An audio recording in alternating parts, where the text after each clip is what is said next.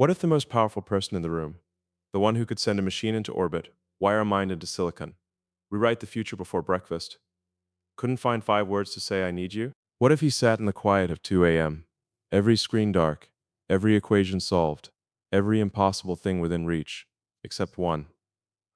What if the greatest mission he ever stared down wasn't into space, but into the terrifying silence between two people, where one of them is her, and the other is a man who slowly forgot how to be small enough to love? I've built things that broke the laws of physics. I've stared into the abyss of everything and said, let's go further. But nothing has ever made me as afraid as the thought that she might stop hearing me, that she might turn away. Not because I failed at work, but because I was absent when I was standing right there. This isn't a speech. This isn't a strategy. This is me, just a man, speaking into the dark, hoping her ears are still open. Stay with me, because what I'm about to say isn't about ambition. It's about the moment ambition finally kneels. Imagine it's 2 a.m. Every screen in the room has gone dark. The hum of servers, the pull of ideas, the electric noise that lives in a mind like mine, all of it quiet. The world outside is still spinning at full velocity. Satellites are in orbit, systems are running. Somewhere an engine I designed is breathing fire into the sky. But in here, in this room, in this chest, there is only one sound, one name, and the terrifying, quiet, unscheduled realization that I don't know if she can still hear me. I've been afraid of very few things in my life. Fear to me always felt like a variable I could control, a problem with a solution on the other side. I trained myself early ruthlessly, honestly, to push past it, to look at the impossible and say, that's just a constraint. We work around constraints. And it worked. I built things that weren't supposed to exist yet. I solved equations that made rooms full of brilliant people shake their heads. I kept going when every signal said stop. That became my identity. That became the story I told myself every morning when the world was still asleep. You are the one who doesn't quit. But here's what nobody told me. The same voice that drives you forward, that relentless internal engine that says, not yet, not enough, keep going. That voice doesn't know how to go quiet when you walk into a room where someone loves you. It keeps running. It keeps optimizing. It keeps scanning for the next problem to solve, the next gap to close, the next milestone to reach. And the person standing in front of you, the one with patient eyes and a heart that wanted nothing from you except your presence, she stops feeling like a priority. She starts feeling like something you'll get to, like a meeting you'll reschedule, like a conversation you'll have when the important things are handled. But here's the uncomfortable truth I had to sit with alone in that dark room. She was always the important thing. I just built a life designed to never admit that. I want you to hear this, not as a confession of failure, but as a map, because I think you know this feeling. Maybe you haven't built rockets, but you've built something, a career, a reputation, a version of yourself that the world finds impressive. And somewhere along the way, that thing you built started doing double duty. It wasn't just your work anymore, it was your armor. It was the answer you gave when someone asked who you are. You stopped saying, I am someone who loves deeply. You started saying, I am someone who delivers.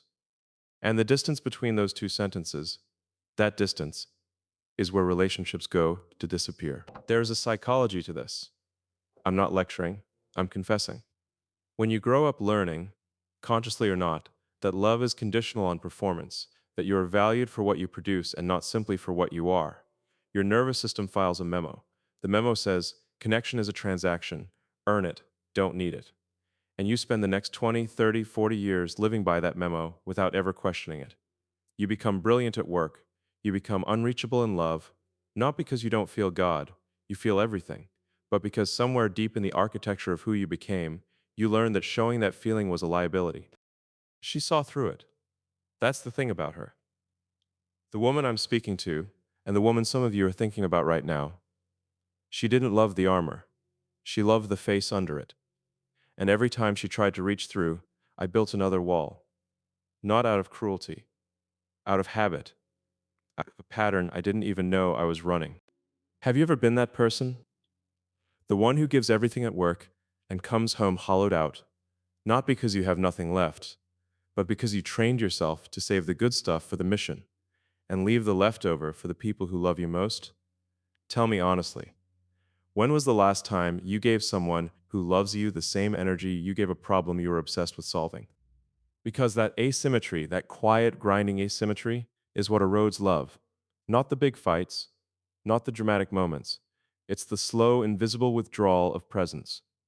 It's being physically in the room and emotionally 3 time zones away. It's answering "I'm fine" when you're not. It's hearing "I miss you" and translating it into something you'll address later. It's the thousand small moments where you chose orbit over gravity. But here's what I finally understood, and this is the thing that cracked something open in me. A rocket without a landing system isn't a triumph. It's a tragedy in slow motion. You can engineer the most breathtaking launch in history, all fire and velocity and precision. But if you never design the part that brings it home, you've built something that burns up on reentry. And I had been launching my whole life. I had been all ignition, all thrust, all upward trajectory. I had never, not once, sat down and asked myself, where am I landing? Who am I landing for? She was supposed to be my landing system, and I kept flying past her. I'm not asking you to abandon ambition. I would never ask that of myself or of you. Ambition is not the enemy. Ambition without presence is the enemy. Ambition that convinces you that vulnerability is a weakness, that's the enemy. The mission is not the problem. The mission becomes the problem when it replaces the one person who believed in you before the mission even existed. Think about that for a second.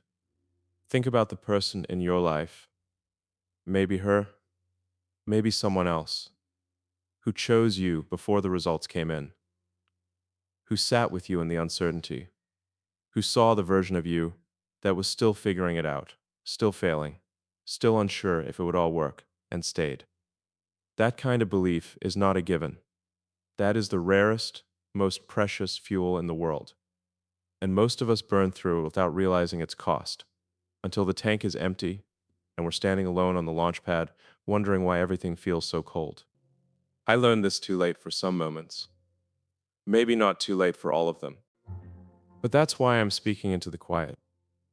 That's why I'm choosing, right now, at 2 a.m., in a room that's finally still, to say the thing that a man like me doesn't usually say out loud. The thing that the world doesn't reward. The thing that no investor deck has ever captured, and no headline has ever printed. I built worlds. And somewhere in the building, I almost lost the one person who made the building feel worth it. She doesn't need my empire. She never did. She just needed me to look up from it long enough to see her face. And I almost didn't. Silence is not empty. It is full of every word we were too afraid to say, every need we tried to hide, every moment we chose distance over truth.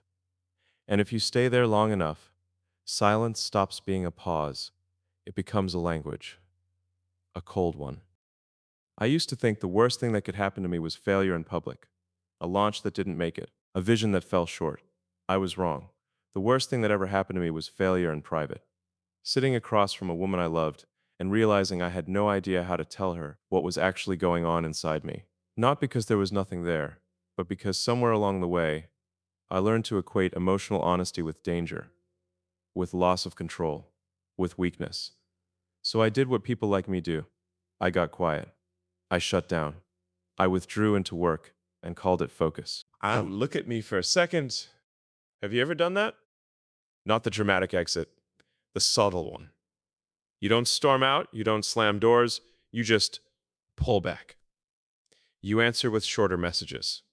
You say, I'm just tired. You stay late for one more thing. You scroll when they speak.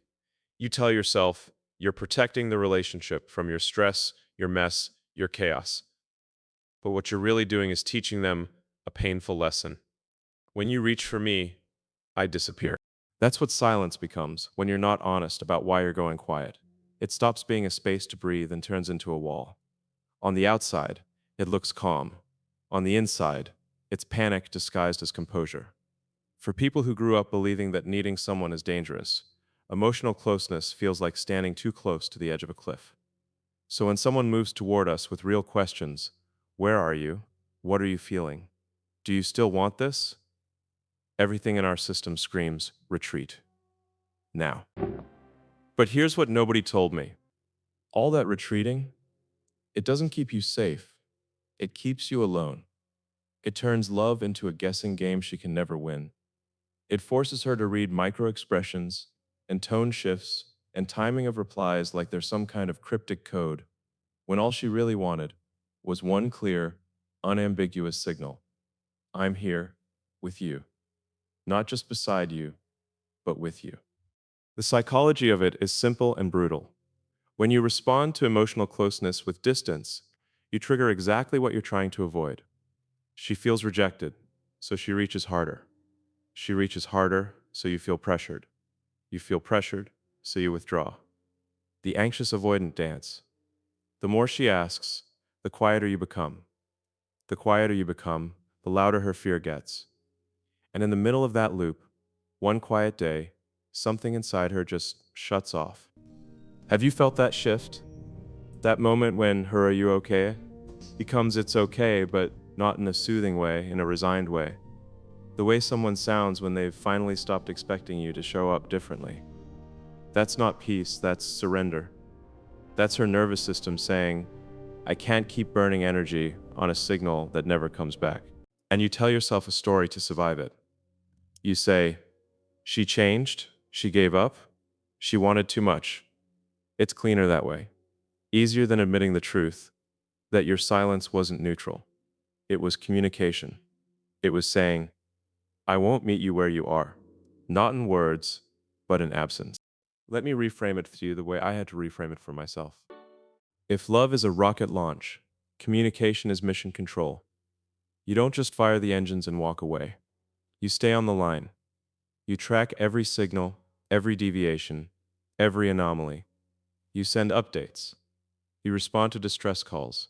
You reassure when turbulence hits. But emotionally, I launched and walked out of the room. I left her alone in space with no contact, expecting her to somehow know we were still good. That's not romance, that's negligence. So here's the uncomfortable truth. Your silence is never just space. It's either safety, or it's punishment, or it's avoidance. Safe silence feels like two people breathing together in the same room, not needing words. Unsafe silence feels like standing in front of a locked door, knocking until your hand hurts and hearing movement on the other side. But no one opens. Which one have you been offering? If you're honest, you might recognize yourself in what therapists call deactivation, the way avoidant people protect themselves by minimizing needs, downplaying problems, and retreating when things get emotionally intense. You stop answering the hard questions. You change the subject. You make jokes. You call them too sensitive. You say, why are we talking about this again? So she learns to stop bringing things up. She becomes easy, but inside she's starving. Some of you watching this are on the other side of that dynamic. You're her. You've asked and asked. You've tried to be patient, tried to understand his side, tried to make yourself smaller so he wouldn't feel overwhelmed. You've told yourself, he's just busy, he's just stressed, he just needs time. But late at night, when the respect and logic fade and it's just you and the ache in your chest, you know the truth. You miss him, but not the him the world sees. The him you only see for a few unguarded minutes when he forgets to perform. Some feelings don't need words. You know exactly what I mean. So what do you do if you're the one who went quiet? If you're the one who built worlds and neglected the one voice that mattered most? You start by telling the truth, first to yourself, then to her if you still can. You stop calling it needing space when it's actually avoiding intimacy. You stop pretending you're just logical when you're actually terrified. You stop blaming timing and stress and circumstances and admit the thing under all of it. I didn't know how to stay when it got emotionally real. I chose the safety of silence over the risk of being seen. And do the hardest, smallest, most revolutionary thing a person like you can do. You answer. You answer the text you want to ignore. You pick up the call you're tempted to decline. You stay in the room when your instinct is to walk out. You let there be a pause, a real one, where your brain screams, say nothing, this is dangerous, and you override it with 7 terrifying words. This is hard for me, but I'm trying. That sentence, said with sincerity, can change the entire emotional climate of a relationship. Because despite everything, silence also has a different kind of power.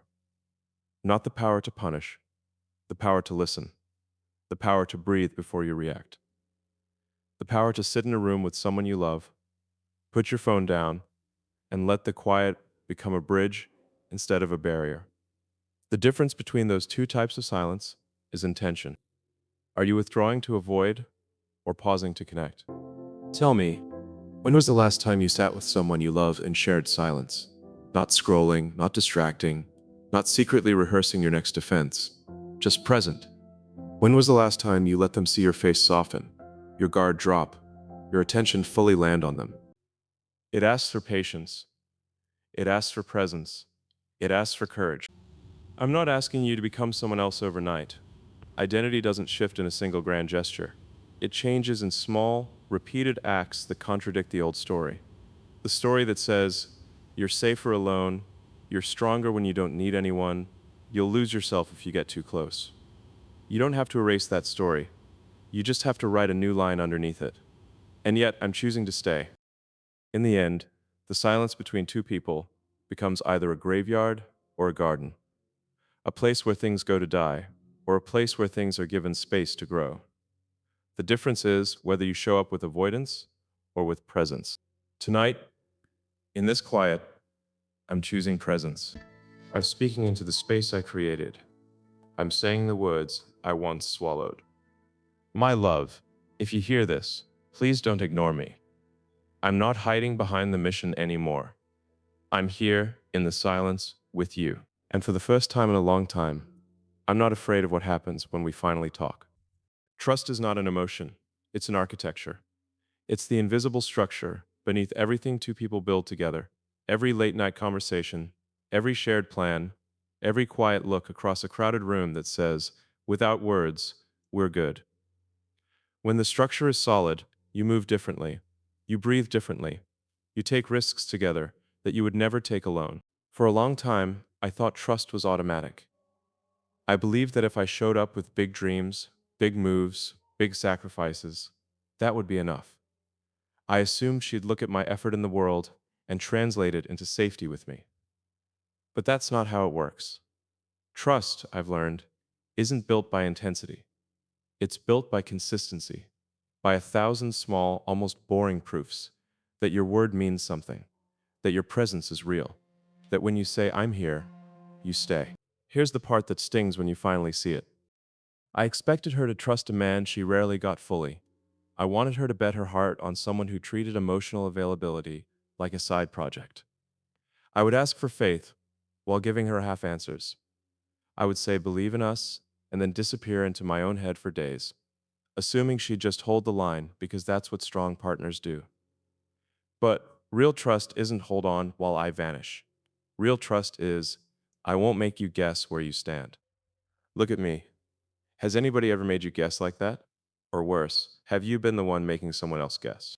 Psychologists break trust down into pieces: predictability, dependability, and faith. Predictability is simple.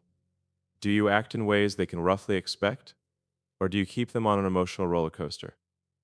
Dependability is when you say you'll be there, show up, call back, follow through. Do you? And faith is the big one. Do they believe, deep down, that you care about their heart, not just their presence in your life? I used to ace predictability at work and fail it at home.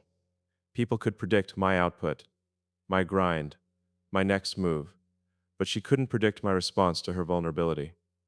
Sometimes I'd be soft, present, open. Other times I'd shut down, joke it away, or change the subject. That unpredictability, it erodes trust faster than any one mistake. Because now the question isn't, will he mess up? Everyone does. The question becomes, will he own it when he does? Or will he hide? Let me say something simple and brutal. You don't lose trust only when you cheat, lie, or shatter something big. You lose trust every time you minimize her feelings. Every time you say you're overreacting instead of help me understand. Every time you promise you'll do better and then go right back to autopilot. Every time you choose comfort over accountability. Trust doesn't collapse in a single moment, it decays. If love is a rocket, trust is the launch tower, the structure that holds everything steady until the engines stabilize. Without that structure, all that fire goes nowhere safe. It's loud, impressive, spectacular, but it doesn't last. It can't. So, how do you build that architecture back when you're the one who let it crack? Not with speeches, with systems, with micro promises you actually keep. I'll call you after this meeting, and you do.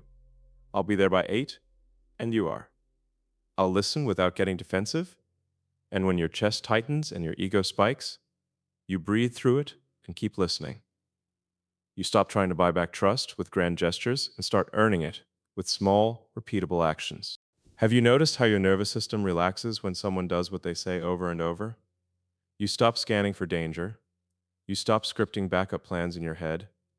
You stop rehearsing what you'll do if they disappoint you again.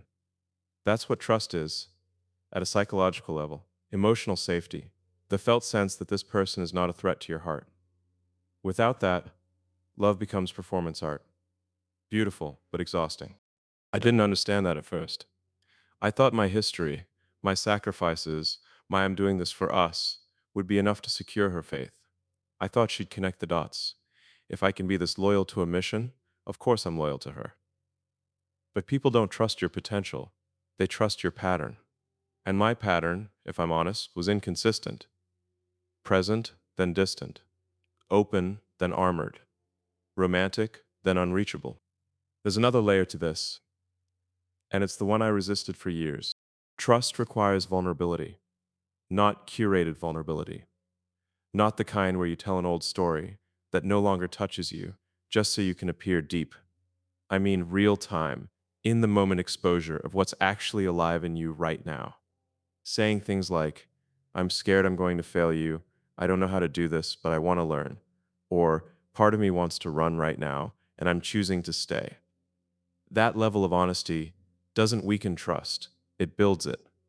Because now she's not trusting a mask, she's trusting a human. Some of you have never said those sentences out loud. You've been rewarded your whole life for composure, for having answers, for keeping your mess backstage. I get it. That identity is hard to violate. It feels like if you admit uncertainty, the whole structure of who you are might collapse. But here's the paradox. The more perfect you try to seem, the less trustworthy you become. Because people don't trust perfection. They trust congruence, that who you say you are lines up with how you actually act, especially under pressure. Tell me, when was the last time you repaired trust? Not with an apology, but with changed behavior. Because apologies are easy. Repair is expensive. Repair means you don't just say, I'm sorry I didn't listen.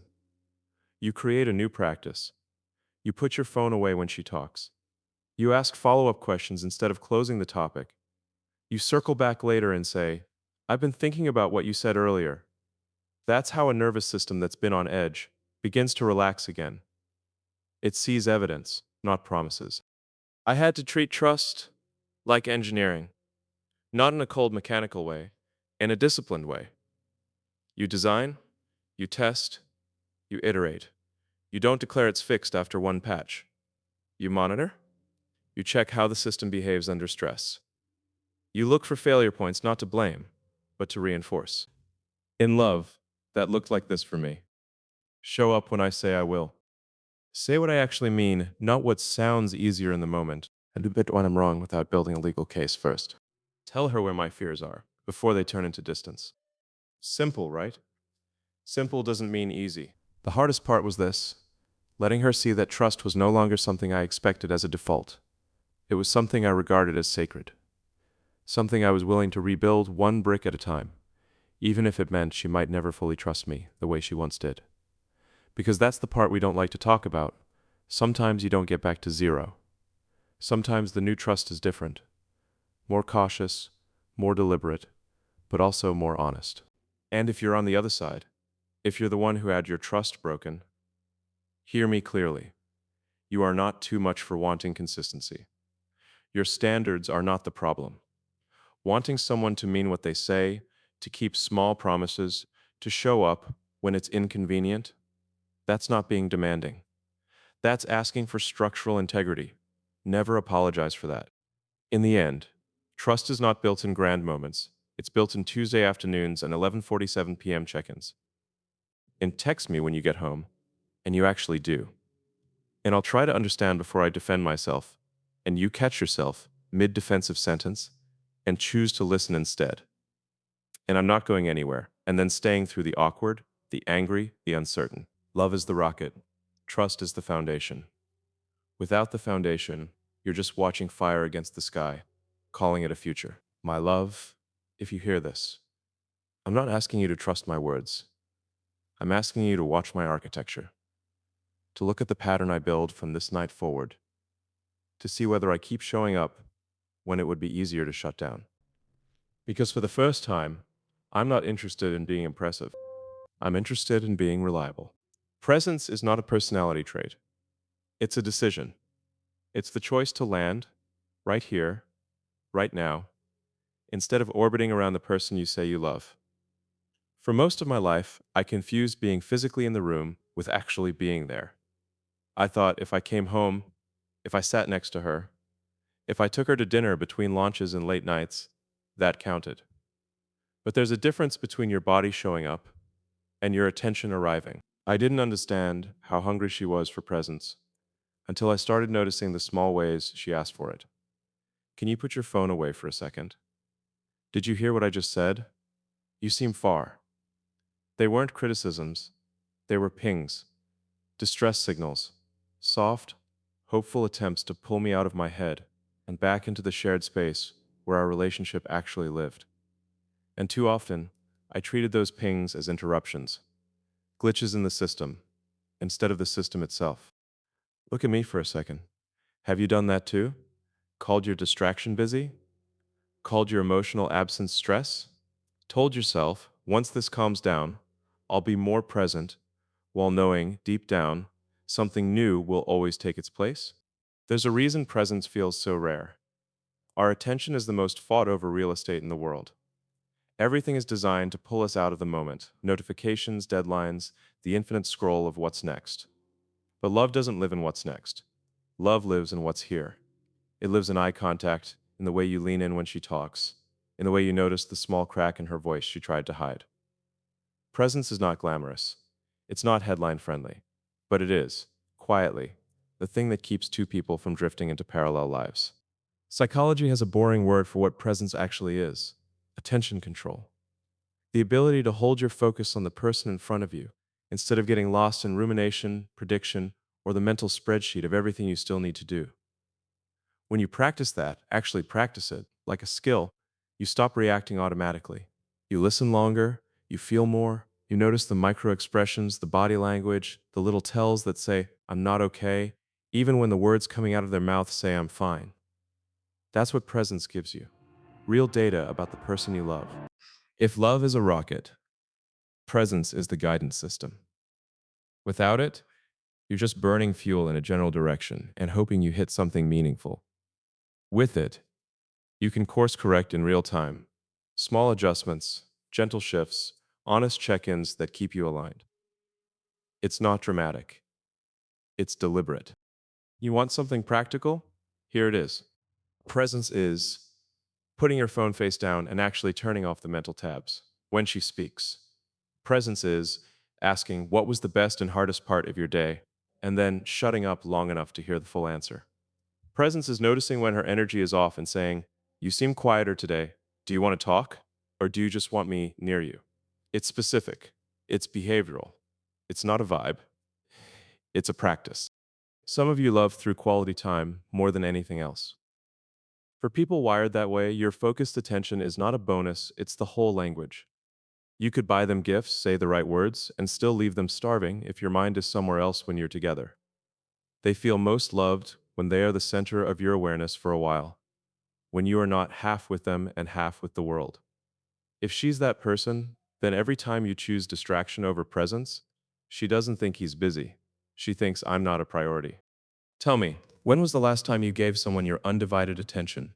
No screens, no multitasking, no mental rehearsals, for more than 20 minutes. Here's what mindfulness looks like in love, stripped of all the mystic language. It's noticing when your mind leaves the room and bringing it back. It's catching yourself mid-scroll and thinking, she's talking, this matters more than this feed. It's feeling your own emotional wave rise during an argument, the urge to defend, to counter, to correct her version, and choosing to pause instead. That pause, that slow breath, that's presence too. And research is clear. Couples who can stay present in conflict, rather than going into automatic attack or withdrawal, have more stable, satisfying relationships. I used to think the most impressive thing I could do was work through exhaustion. Now I think one of the most impressive things I can do is sit on a couch, look one woman in the eyes, and be nowhere else. No future, no past. Just her. Just this. Just now. And I'll be honest with you, for someone whose whole identity was built on what's next, that felt like dying at first. My brain kept saying, we're wasting time, there's so much to do. But something else was happening in those moments. Her shoulders dropped. Her voice softened. The defensiveness that used to meet me at the door when I came home late began to fade. Being present with her didn't just change her, it changed the entire emotional climate between us. Presence is contagious. When one partner chooses to really be there, the other person's nervous system often mirrors that state. They become less reactive, more open, more honest. We're wired that way. Our brains have mirror systems built for connection. We literally sync up when we sit with each other and pay full attention. That means your presence has leverage. You don't just change your experience, you change the field you're both standing in. But there's a darker side to absence, and I need to name it. When you're consistently unavailable, even if your body is nearby, your partner starts to feel invisible. Over time, that invisibility turns into numbness. They stop bringing you their excitement because you're too busy. They stop bringing you their pain because you have enough on your plate. Eventually, they stop bringing you themselves. And here's the part that breaks me. They might still be there physically, still sharing a bed, still in the photos, but emotionally, they've already left. That is the cost of not landing. That is the cost of living your whole life in orbit. So what does it mean for someone like me to treat presence as the greatest invention? It means I start designing for it, the way I would design any breakthrough. I remove friction. I create rituals. I build systems to protect it. Maybe it looks like non-negotiable, device-free hours every evening. Maybe it's a weekly walk where we leave everything behind and just talk, or don't talk, but stay in step. Maybe it's a 5-minute check-in every night. What are you really feeling right now? Not logistics, not schedules, just inner weather reports. Small things, but small things, done repeatedly, become identity. I want you to understand this clearly. Presence is not about spending all day together. It's not about quitting your work, shrinking your dreams, or abandoning your mission. It's about the quality of the time you do spend. 10 fully present minutes can heal more than 3 distracted hours. Because in those minutes, you're saying the thing we all ache to hear underneath every word. You matter. Right now, nothing is more important than you. My love, if you hear this, I know I can't go back and relive the nights I was there without really being there. I can't rerun the scenes where you were talking, and I was half listening.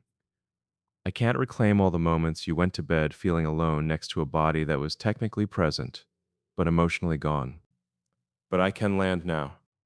I can choose tonight and every night after to treat your presence as the place I'm heading toward, not the background to the mission, but the landing site that makes the mission mean something at all.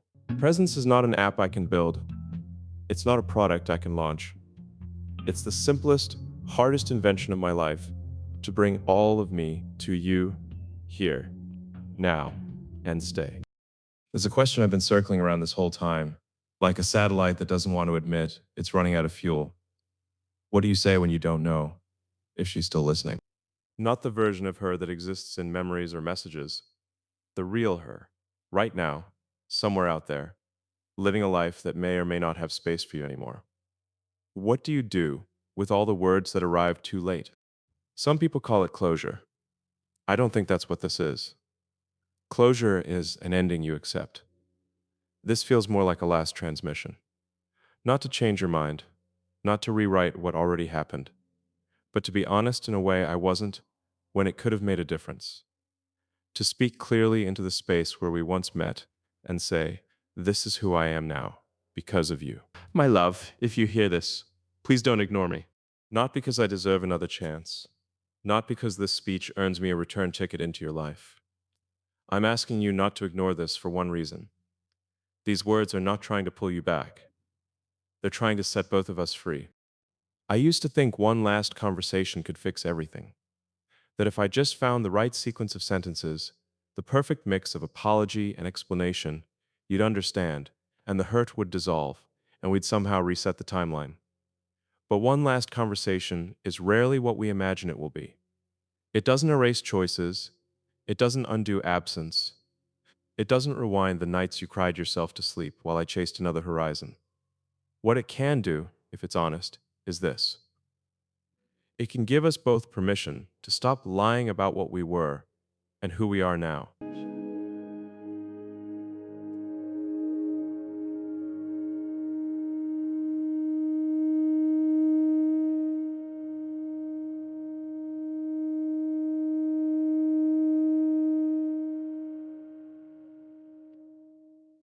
So this is my last transmission. Not a plea, a truth. You changed me. You taught me that achievement without intimacy feels like standing on top of a world you built and realizing there's no one's hand in yours. You taught me that silence can be louder than any argument. You taught me that trust isn't a speech, it's a pattern. That presence is the rarest, most expensive currency we have. And that love, at its purest, doesn't want your performance. It wants yourself. I didn't know how to give you that then, but I know how to name it now. There's a kind of grief that comes from finally understanding the role you played in your own heartbreak. It's easier sometimes to blame distance, timing, stress, anything external. It's harder to say, I had the tools to land, and I chose to stay in orbit. I chose the safety of my patterns over the risk of real closeness. I chose work over hard conversations. I chose distractions over eye contact. I chose later over now until there were no more nows left to choose. And you, in your own way, chose too. You chose to stop waiting. You chose to protect your heart. You chose to step out of a story where you were always hopeful and rarely held. That choice hurt me. But I understand it. Maybe for the first time, I truly understand it. If you hear this, I don't want you to feel guilty for leaving. Leaving was you giving yourself the closure I was too afraid to construct with you. You didn't owe me infinite patience. You didn't owe me another chance to prove I'd changed. I used to believe love meant staying no matter what. Now I see that sometimes love means walking away from what keeps breaking you and believing there's a version of connection out there where you don't have to beg to be seen. So where does that leave me? It leaves me here, with the one thing I used to avoid at all costs, myself. No audience, no noise, just the awareness that who I am in love can't be an afterthought anymore. That the next time I say, I'm here, it has to mean fully. Not after the launch, not after the crisis, not after the next big thing. Here, now, as I am. This is where the rocket metaphor stops being poetic and starts being practical for me. I spent my life obsessed with liftoff, but the real art, the part that keeps people alive, is the landing, the descent, the return. Coming back to the same ground, to the same person, again and again, and saying, I'm still choosing this. I'm still choosing you. Love is not the launch. Love is the decision to keep returning. You are my first mirror for that. Even in the anger, even in the distance, even in the silence that followed us, you showed me exactly where my architecture failed. And now, whether or not you ever look in my direction again, I have to build differently. I have to build a life where my emotional availability is not a side effect of exhaustion or a rare guest appearance on holidays, but a core part of who I am. I have to build relationships, romantic or otherwise, on honesty from day one, not on what I think will make people stay. I have to treat trust like oxygen, invisible but vital. I have to welcome presence, not as a threat to productivity, but as proof that I am more than what I produce. This is my growth. This is my self-respect. This is my closure. the kind you create from the inside, when you stop waiting for someone else to hand you neat explanations tied with a bow. Writing this, speaking this, is my unsent letter to you and to every version of me that thought love could be postponed until later. Later is not promised. Love does not live in hypotheticals. It lives in how we show up today. If you ever stumble across these words, if by some glitch in the universe this transmission reaches you, I hope it doesn't reopen anything. I hope it doesn't drag you back into memories you've worked hard to make peace with. I hope it simply confirms what your intuition was likely whispering all along. You weren't crazy. You weren't asking for too much. You were asking for the basics: honesty, consistency, presence, from someone who hadn't learned how to give them yet. For that, I am sorry. Not the empty version of sorry that wants something in return. The kind that understands it does not deserve a reply. And to you, the one listening, who isn't her, but sees yourself in this, I need you to hear this part clearly. You do not need their response to heal. You do not need their approval to grow. You do not need one last perfect moment to move forward. What you need is exactly what I'm practicing right now: radical honesty with yourself, compassion for who you were, and a decision about who you are becoming. From avoidance to presence, from performance to truth, from orbit to home. My love, if you hear this, please don't ignore me. Not because I want you to come back, because I want you to know that somewhere out there, a man you once believed in finally learned to believe in something greater than his own vision. The quiet, steady miracle of truly loving another human being. And even if our paths never cross again, that lesson will touch every life I enter after you. That is your legacy in me. You were not a distraction. You were a turning point. And maybe that's all love ever promised us. Not a lifetime, not a guarantee. Just this, that in the brief window where our orbits aligned, we changed each other in ways the world will never fully see. So this is where I land. Not at your door. At my own. With a heart less armored. With a mind less certain. With a presence that's finally willing to stay. And with a quiet, steady truth echoing through the silence like the last frame of a film. I hear you. I'm here. In my life now. Fully. And wherever you are tonight, I hope you are loved the way you always deserve to be. That's my last transmission. And then the line goes quiet.